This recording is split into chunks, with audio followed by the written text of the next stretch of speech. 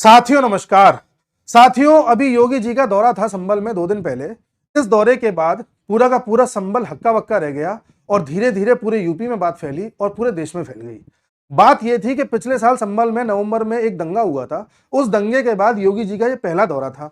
इस दौरे में योगी जी संभल में लैंड बाद में किए। उससे पहले योगी जी का हेलीकॉप्टर संभल में जो जामा मस्जिद है उसके ऊपर राउंड एंड राउंड चक्कर काटता रहा और लोग देखते रह गए, हक्के बक्के रह गए। पूरा संभल हैरान था कि आखिर योगी जी का हेलीकॉप्टर बार बार चक्कर क्यों काट रहा है। जामा मस्जिद के जितने भी आसपास के लोग हैं वो हैरान थे कि क्या योगी जी नाप रहे हैं कि कहां से कितना क्या करना है, या योगी जी कुछ और मुआयना कर रहे हैं। कुछ लोगों का यह भी मानना था कि योगी जी उस श्री हरि विष्णु के मंदिर की परिक्रमा कर रहे हैं जो कभी इस मस्जिद की जगह पर हुआ करता था। बहरहाल जो भी हो, जब योगी जी का हेलीकॉप्टर नीचे उतरा, योगी जी ने सभा को संबोधित किया। योगी जी ने अपने आने वाले जितने भी उनके प्रोग्राम्स हैं उसके बारे में संकेत दे दिया कि वो संभल को लेकर सोचते क्या है। जैसा कि आप जानते हैं कि संभल में इस समय 200 से ऊपर प्रोजेक्ट चल रहे हैं, जिसमें से 113 का उद्घाटन उन्होंने परसों कर दिया। 108 अभी चल रहे हैं काम में, उनका शिलान्यास किया है। धीरे धीरे उसका जो है काम चलता रहेगा।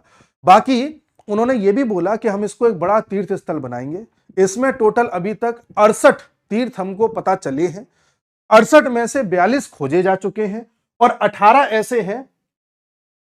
ऐसे हैं जिसको हमने पूरी तरह से अपने मतलब जैसे मिट्टी विट्टी हटा करके पूरा अपने संरक्षण में ले लेना, उस तरह से ले लिया है। योगी जी का यह भी कहना था कि यहां पर लगभग 19 कूप हैं। टोटल 19 के 19 हमें मिल चुके हैं, उस पर हम काम कर रहे हैं और जितने भी कुएं हैं उनको भी आइडेंटिफाई कर दिया गया है। उनको भी हम पूरे के पूरे तीर्थ स्थल में जोड़ेंगे, शामिल करेंगे और पूरे संभल को उसी प्रकार का एक भव्य तीर्थ स्थल बनाएंगे जैसे अयोध्या, काशी या मथुरा है। योगी जी का कहना यह भी था कि कुछ लोगों का मानना है कि यहां पर मस्जिद ही थी, कोई मंदिर नहीं था। तो योगी जी कहते हैं कि इस्लाम धर्म अभी 1400 साल पहले आया है, लेकिन संभल का जिक्र आप 3500 साल पुराने ग्रंथ उठा लीजिए, 5000 साल पुराने ग्रंथ उठा लीजिए, हमारे कोई भी पुराने ग्रंथों को आप उठा लीजिए, हर ग्रंथ में आपको संभल का जिक्र मिल जाएगा कि श्री विष्णु का 10वां अवतार संभल में ही होना है, कल्कि के रूप में ही होना है। तो जो धर्म 1400 साल पहले आया था वो कैसे कह सकता है कि हम ही यहां पर थे, मंदिर नहीं था। योगी जी कह रहे हम तो उसका जिक्र कर रहे हैं जो आज के 5000 साल पहले बात कही जा चुकी है, 3500 साल पहले कही जा चुकी है, 2000 साल पहले कही जा चुकी है। उसको मानने को आप लोग तैयार क्यों नहीं है? साथ में योगी जी ने यह भी कहा कि जितने भी दंगाई हैं जिन्होंने सुनियोजित तरीके से संभल में पूरी डेमोग्राफी चेंज करने की कोशिश करी, जैसा कि आप जानते हैं कि पिछले 50-60 साल में संभल में किस तरह से हिंदुओं को भगाया गया, किस तरह से उनकी मारकाट करी गई, किस तरह से उनके साथ बर्बरता की गई। और जब बर्बरता हो रही थी तो उसके खिलाफ कोई आवाज उठाने वाला नहीं था, कोई एफआईआर नहीं होती थी, कोई थाने में सुनवाई नहीं होती थी। 1978 देख लीजिए, 68 देख लीजिए, एक के बाद एक फिर सपा के शासन में क्या क्या हुआ सब देख लीजिए। तो योगी जी का कहना था जो दंगाई है वो समझ चुके हैं कि दंगा करने का मतलब क्या होता है। और ये भी कह दिया योगी जी ने कि यूपी में दंगा करने का मतलब ये सब जानते हैं कि उल्टा करके लटका दिया जाता है और नीचे मिर्च का झोंका लगाया जाता है। अब मिर्च के झोंके का क्या मतलब है आप जानते ही हैं।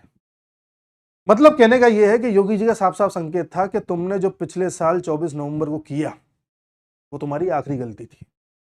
जैसा कि आप जानते हैं साथियों, पिछले साल 24 नवंबर से पहले कुछ 4-5 दिन पहले एएसआई की टीम गई थी वहां पर सर्वेक्षण करने के लिए। एएसआई की टीम को इस तरह से घेर लिया गया था जैसे उन्होंने कितना बड़ा गुनाह कर दिया। उसके बाद जब दूसरे राउंड में गई तो वहां पर किस तरह से दंगे स्टार्ट हो गए ये किसी से छुपा नहीं है। उन दंगों में किस तरह से मारकाट मचाई गई, कई लोगों की जान चली गई, ये भी किसी से नहीं छुपा। बताया जाता है इन दंगों का जो मास्टरमाइंड था वो था जफर अली।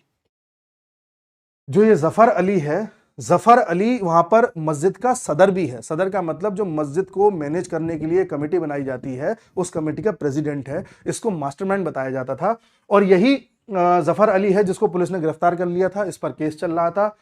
अदालत ने इसको अभी 1 अगस्त को, 1 हफ्ते पहले इसको जमानत दी है, सिर्फ बरी नहीं किया है, जमानत दी है। जमानत के बाद जैसे ही संभल पहुंचा तो इसका इस तरह से एक रोड शो निकाला गया। 42 किलोमीटर लंबा रोड शो था जिसमें खूब हु अल्लाह हुआ। हालांकि हु अल्लाह करने वालों पर भी एफआईआर हो गई है, उनको भी एक तरीके से अब लिस्ट में शामिल कर लिया गया है। तो वो तो खैर हो ही रहा था। तो ये जफर अली ने क्या कहा ये देखिए आप। जफर अली बोलता है पावर होती तो जेल न जाता, पावर होती तो जेल न जाता। मतलब किसकी पावर? समाजवादी पार्टी। साथियों, इतना सब कुछ हो जाने के बाद भी इनके अंदर इतनी हिम्मत है, इस कदर रोड शो निकल रहा है, तो सोचिए अगर समाजवादी पार्टी होती तो ये क्या करते। किस तरह से मतलब किस तरह से विपक्षी दलों ने इनको पाला पोसा है कि इनकी हिम्मत जो है अभी भी इतनी हिम्मत ये रख पा रहे हैं, किस तरह की हरकत कर रहे हैं। इन्हें अभी भी लगता है कि नहीं नहीं हमारी सरकार आ सकती है, जिस दिन आ गई उस दिन देख लेंगे। योगी जी ने भी कहा है ठीक है, देखा जाएगा। कहीं ना कहीं आप देख रहे हैं संभल का मुद्दा धीरे धीरे धीरे धीरे 2027 का मुद्दा बन जाएगा, और जब यूपी के चुनाव होंगे 2027 में तो संभल एक बड़ा मुद्दा बन करके सामने आएगा। अच्छा, एक चीज मैं आपको बता दूं, संभल में जो ये जामा मस्जिद है इसका नाम बदलने के लिए भी काम चल रहा है। जहां भी आसपास जैसे थाने वाने कहीं होता है ना, बोर्ड बोर्ड लगा देते हैं थाने के आसपास कि मस्जिद वहां है, तो उसमें मस्जिद का नाम बदला गया है और मस्जिद का नाम अब जुमा मस्जिद कर दिया गया है, ऐसी खबरें आ रही हैं। तो ये भी एक बात है। दूसरी बात ये है कि योगी जी ने ये सोच लिया है। अच्छा, जिस तरह से योगी जी बयान देते हैं, जिस तरह से बिल्कुल मुखर होके बोलते हैं, चाहे उन्होंने बोला कि इस्लाम 1400 साल पहले आया है, ये काम तो 3500 साल पहले हो चुका है, 2000 साल पहले हो चुका है। जिस मुखरता के साथ हिंदू धर्म के लिए योगी जी काम कर रहे हैं, तीर्थों के लिए काम कर रहे हैं, हिंदू आस्था के लिए काम कर रहे हैं, लगता है कि योगी जी का प्लान बड़ा है।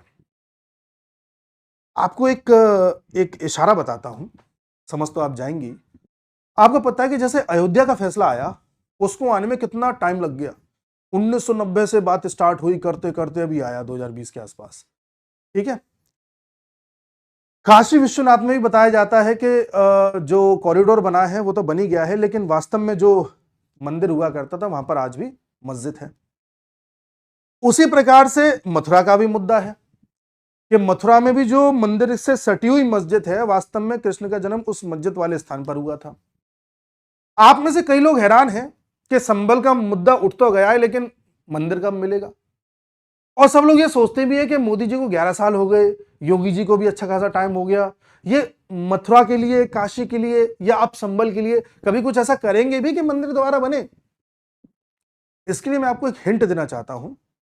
आप याद करिए, अमित शाह ने पिछले साल 3 बड़े कानूनों में बदलाव किया था। भारतीय न्याय संहिता, आईपीसी, सीआरपीसी, वो सब आपको पता है।